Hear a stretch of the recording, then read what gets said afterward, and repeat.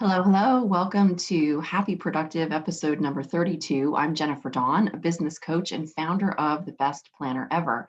The Happy Productive podcast is your go to resource for learning how to bring awareness into your productivity, your goals, and your time management practices so you can set yourself up each and every day for as much love and happiness and joy as you can possibly handle, which I don't know about you, but that sounds pretty darn good to me. Now, today we're going to be talking about being your own hero. I wanted to title this episode, Nobody's Coming, People. Nobody's coming to rescue you. That sounded a bit like a downer, but it is absolutely the truth. Nobody's coming to rescue you. You are the hero of your own story. And this is really the topic that I wanted to dive into a little bit today. So growing up as a little girl, for those of you who may have heard some of my story, and maybe some of you are new to the podcast and you've never heard any of my story. And so as a little girl, I was exposed to a father who was a sexual predator and experienced a lot of sexual, mental, emotional abuse. I have a mother who is highly, highly toxic, a deep, deep narcissist, and growing up with a mother who is a toxic narcissist and a father who is a sexual predator. He wasn't really even my biological father. I later in life found my biological father. I didn't, my husband did, and he didn't want anything to do with me. So that was a nice little whack upside the head as an adult.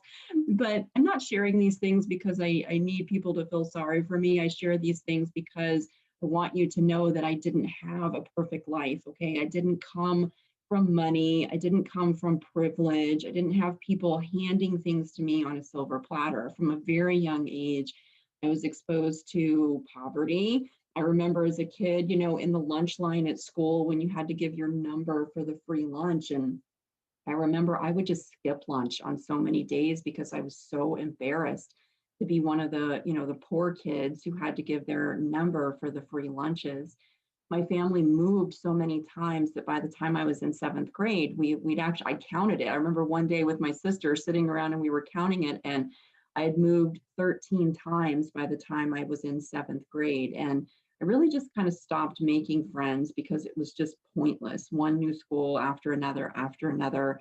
And I never once recall my parents ever, saying, hey, sorry, we're fucked up messes. And we're kind of like, dragging you guys along with this. I have three little sisters. Never once do I ever remember them taking ownership or responsibility or even showing any kind of sympathy for what they were really doing to us. It was not very kind. I think of the way I treat my children today, and I'm so grateful for the example because my parents actually taught me so many things not to do as a parent.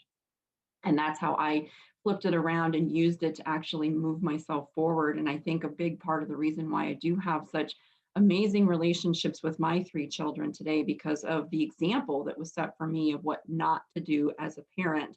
But anyway, I digress. I came from all these things growing up in childhood, and they were very, very difficult. And I don't even know exactly what it is that inside of me said, you know what, I'm not going to let this ruin me. I'm not going to let this steal my joy. And I remember at even the age of 13 years old, I'd seen a news story on the news about a woman that had had far worse sexual abuse than I had. And I remember the story. It was a very sad story and how her life had just gone in a very different direction. And it was just devastating. And I remember watching that news story and first of all, being kind of shocked because at 13, you don't really know, you just know things are bad, but you don't know exactly why. Just like when you're younger, bad things are happening and you don't know exactly why. You just know you don't like them. But I remember seeing her story and feeling like, wow, so many of the things that happened to her happened to me too.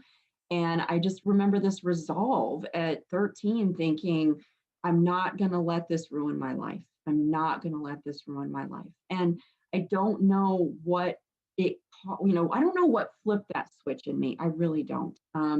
But I did somehow, thank God, mentally, I was able to flip the switch. And the switch was, I'm not going to let this beat me.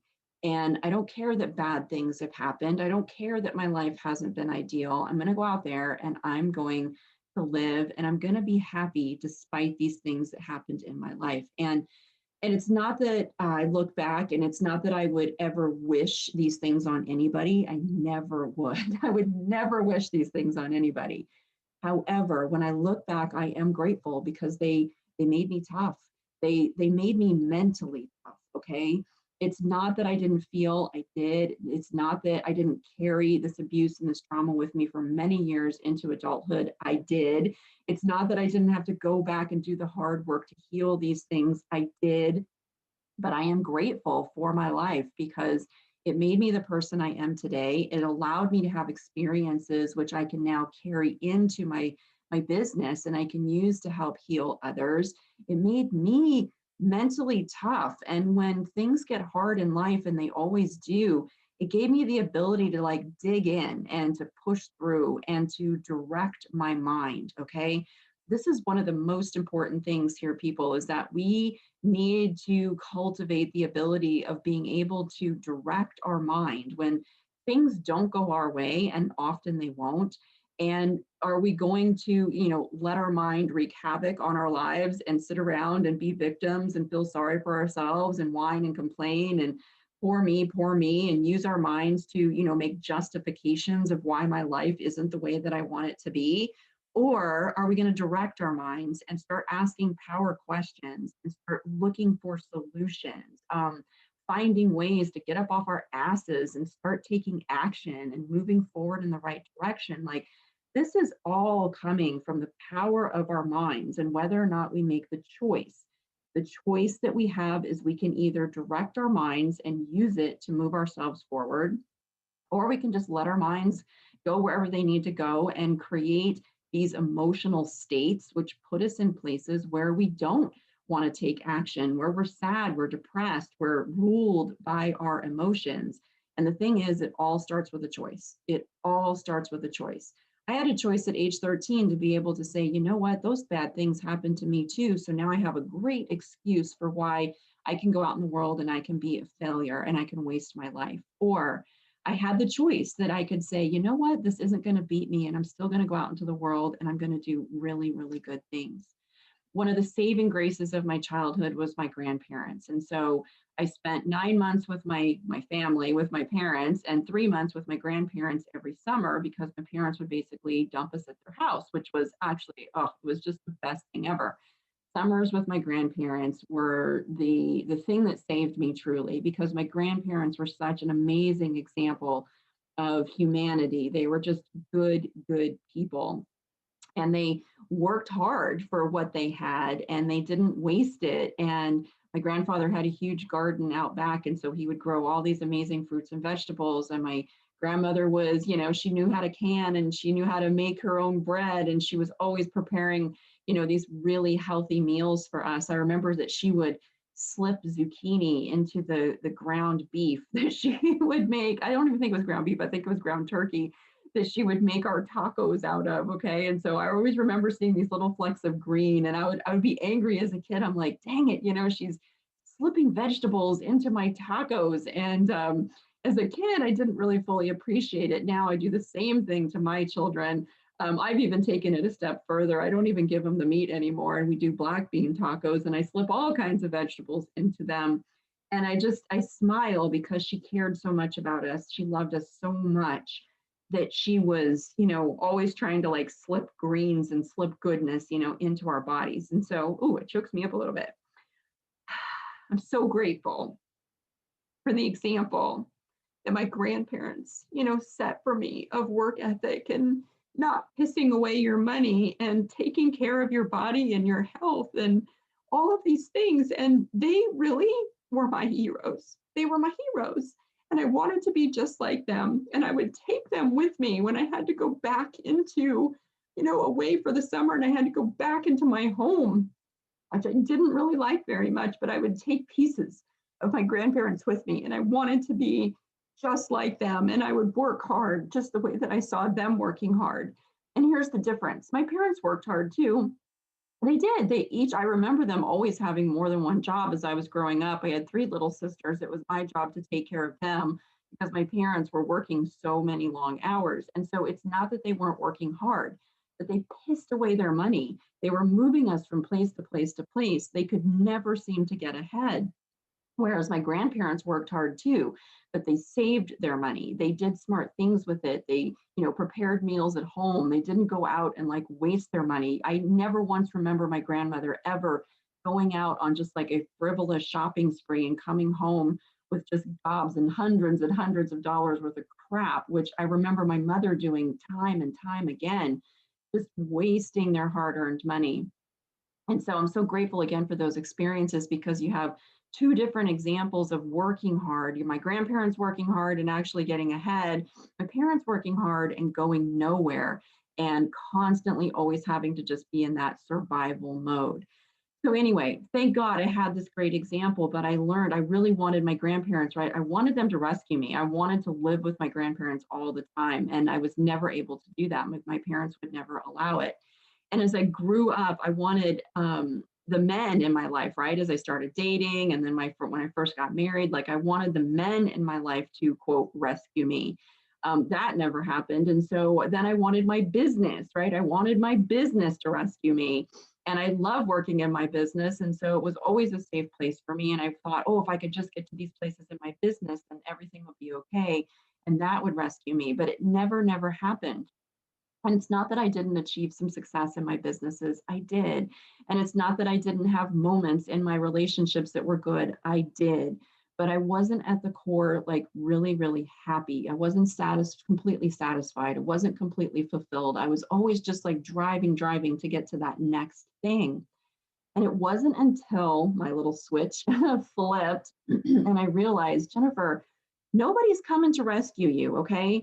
Grandparents couldn't do it even though they wanted to. Your past husbands, I've been married and divorced twice. My past husbands couldn't do it.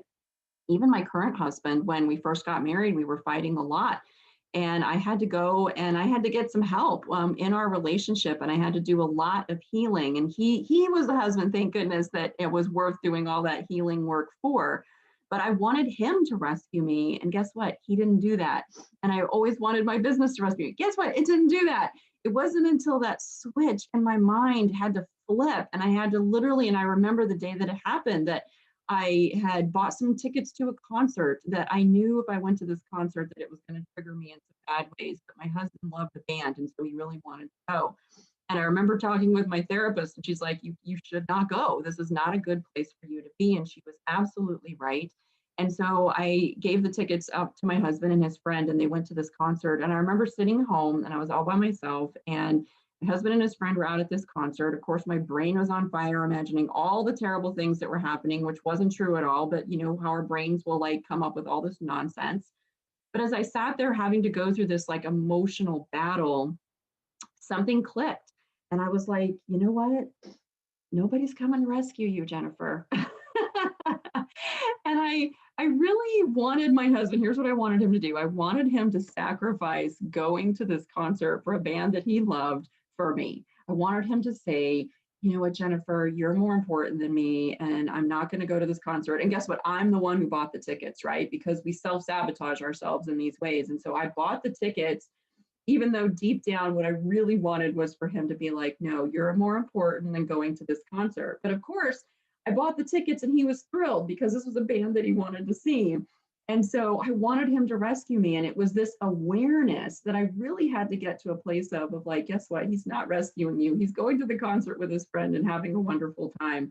And that was it, that simple little moment of me having to like deal with my own crap and wake up to the fact of like, wait a second. First of all, you did this to yourself because you wanted him to rescue you. And secondly, he's not rescuing you. And who are we waiting for here? Nobody. Like, we have to be our own hero. It's up to me to rescue me. Okay. It's up to me. Just like for each and every one of you, it's up to you to rescue you.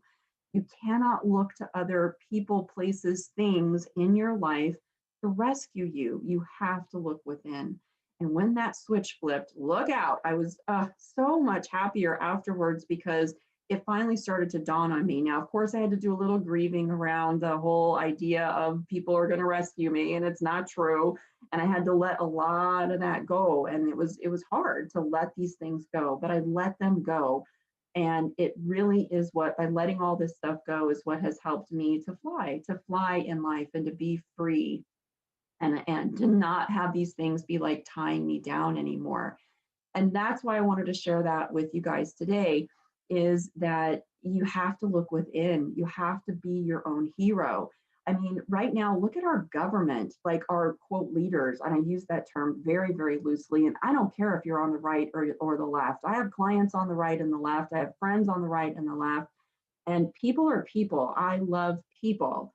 Okay. But this craziness that's going on, and what are we going to do, look to our leaders? Like, they're not really very good examples of leadership. We cannot look to them. We have to start looking for ourselves. This is part of the reason why I love working with business owners, right, guys? Because we can create beautiful businesses, and we can put good into the world, and we can employ people, and we can take really good care of them. And guess what? We pay our damn taxes, and that money goes to, paving the roads and doing good things. And this is one of the reasons why I just love being a business owner and working with business owners, because we have power, even if it may not seem like it at sometimes, but we do have power. And we can't always look to these quote leaders, which most of them are jokes, and most of them are only doing things to benefit themselves, not the people of this country. I don't care which side. And this is why we have to look to ourselves. What are we going to do? Are we going to look to our partner or our family or our friends to save us? We can't. We can't do this. We have to look within ourselves. And that's where our power comes from. Being our own hero, stepping up, taking action, doing what we need to do in our lives. I used to think that if I was with a man and successful, and I was successful, but I wasn't as successful as I could have been. And I used to think, oh my goodness, if I'm too successful, it's going to like hurt his feelings because he's not as successful as me. And some of this junk, of course, comes from how I was raised, but I would kind of like dumb myself down to be around other people so that they didn't have to feel bad about themselves. And it's not the way. It's not the way. Now I realize what I need to do is be an example. I need to be an example of what's possible. And people can either get on board and they can step up in their own lives or not. Ultimately, it's their choice. They get to decide. And I release all my judgments on them of whatever their choice is. But for me, I have to step up. I have to be an example of what's possible. I have to lead my life. I have to be my own hero, and I have to stop looking for other people to do it for me. And that's what I want to encourage you to do today. Here we are at the beginning of a new year. I don't know about you, but I was very ready to say goodbye 2020 and welcome in the new year. And even as we start the new year, we see so much chaos going on in the world, and we can use it to hold ourselves back. I actually know people who are sitting in their homes watching the news all day and putting themselves into this terrified state where they're actually afraid to go outside. They're not living their lives. And that's not going to be me. On the flip side, it doesn't mean I'm not going to be safe. It doesn't mean I'm not going to wear my mask and use my hand sanitizer. I am. It's the socially responsible thing to do. But it doesn't mean that I'm going to stop living my life. It doesn't mean that I'm going to stop, loving and growing and helping. I'm going to make this year the best that it can be, despite whatever is going on in the world. And again, it comes back to a choice. We have the choice to be powerful, or we have the choice to be weak. We have the choice to be a racist, or we have the choice to not be a racist. We have the choice to be a leader, or we have the choice to be a victim. It always comes down to a choice, always. And I would really encourage each and every one of you who listen to this podcast to make the choice to be a leader in your life this year. Be your own hero. Step up and do what you need to do in your life. I guarantee the pain that you feel comes from not stepping up. When you get up each and every day and you make bad choices, and then you do things to distract yourself from all the bad choices, and we're overeating, and we're over drinking, and we're over drugging, and we're over shopping, and we're overing all these different things to distract ourselves from the pain of not living in the way that we want to live. I guarantee you there's more pain there than stepping up and doing the hard work to be who you want to be in this life. It's supposed to be hard. Guys, that's where the growth comes from. Think of hard things in your life where you had to overcome. And when you did overcome, you felt amazing. You felt happy. You felt proud, right? And it came from doing the hard stuff, not avoiding it. And stepping up and being your own hero is hard work. It means we've got to get up off the couch, right? We've got to take that action. We've got to get clear on our vision. We've got to get clear on our goals. And then we've got to start taking action on it every single day. And guess what? Whatever challenges you're faced with in life, yeah, it's going to be hard to get through them, but use it to your own advantage. Flip the hard, okay? Make it work for you. And this is where directing your brain comes in. Your brain is really the determining factor in your productivity. I'm going to tell you right now. Your brain's either on, being let loose like a 2-year-old running around the house with scissors, or your brain is being directed by you. And when you direct it, you're either asking yourself, like, how can I use this for my own advantage? How can I use this to move forward? How can I learn from this? You're either directing your mind and using it to be productive, or you're not. And again, it all comes back to that choice. So I would really, really encourage you to direct the mind. And this is how it all ties back. Like, some of you might be like, hey, wait, I thought this was a productivity podcast. Yeah, it's totally a productivity podcast, because your most productive weapon in life is your mind. And you're either going to use it to move yourself forward, or you're not. And it's your choice. And so I want you to choose productivity, but have it start in your mind. Ask those power questions. Look at your day and win each and every day. Just today. If you win today and then tomorrow you focus on winning tomorrow, and the next day you focus on winning the next day, guess what? It's all going to add up. And eventually you're going to have one winning day after another, after another, after another. And it slowly over time just starts to become who you are. You show up every day in a bad mood and feeling sorry for yourself, and you do that today and tomorrow and the next day and the next day, guess what? Over time, it starts to become who you are. And that's not what you want for yourself. And the pain just gets bigger, and you just do more to distract yourself from it. And it's just not a good place to be. But today can be different. If you're listening to this podcast right now, today can be different. No more excuses. Don't waste any more time. But right now, today, take a step. Take a step in the right direction. And that step could be anything. Maybe you decide, hey, I'm going to put away this bag of potato chips. Maybe you decide, hey, I'm going to get myself a planner and I'm going to start getting organized. Maybe you decide, hey, I'm going to come join Jennifer in Productivity Bootcamp, which kicks off this Friday. And I'm going to start to learn how to make a vision of my life. And I'm going to start to overcome and learn how to get over these limiting beliefs and flip them for my benefit. I'm going to learn how to direct my mind. Okay. All of these things and more are all skills that we all have the ability to learn. It's not about talent. It's not about privilege. It's not about wealth. It's not about any of these things. We all have this ability to make the choice, be our own hero, direct our minds for good, use our time wisely, right? Use our productivity time to move ourselves forward. We all have this ability, and I would encourage each and every one of you to do so. Okay, I feel like today was a little bit of a rant, and I went in a lot of different directions, but it's just what I needed to say today. And if you're listening, I so appreciate it. I know that your time is super valuable. And I hope that you take something from today and you use it to be your own hero, to reclaim your power, to win today, to take action, to move yourself forward, to step away from the pain, to heal yourself, to let shit go, and to start living the life that I know you are capable of living. If you need help with this, I would love to be the person that helps you take that step forward. As I mentioned, we're kicking off Productivity Bootcamp this Friday. It's part of our Goal Achievers membership, and this is an annual membership where we work to significantly improve every area of our lives over the course of a year, and we look at it all. And we're introducing some really fun things this year. We're going to be doing power challenges. We're going to be doing thrives throughout the year.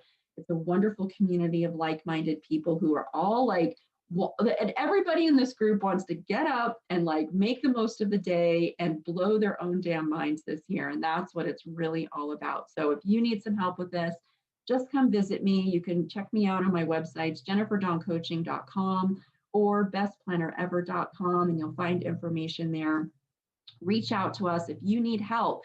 We all need help, people. Okay, we all need help. I have a long list of so many people that have helped me, so many teachers and mentors and coaches and energy workers and therapists, and just so many people that have helped in my own healing to get me to where I am today. Not to say that it's done. We're always evolving and learning and growing, and it's such a beautiful thing. But look, if you need help with this, reach out and get some help.